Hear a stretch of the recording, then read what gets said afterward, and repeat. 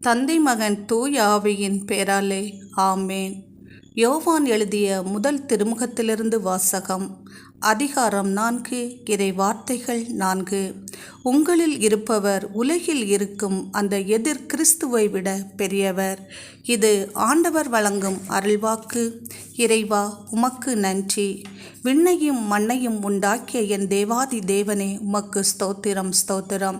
எங்களுடைய கண்களும் கைகளும் எப்போதும் உம்மை நோக்கி பார்த்து கொண்டிருக்கிறதே, அதற்காக உமக்கு ஸ்தோத்திரம் ஸ்தோத்திரம். கர்த்தர் நித்தமும் உன்னை நடத்தி உன் ஆத்துமாவை திருப்தியாக்குவார் என்ற வேத வார்த்தையின்படி எம்மை வழிநடத்தி கொண்டிருக்கின்றீரே, அதற்காக உமக்கு ஸ்தோத்திரம் ஸ்தோத்திரம்.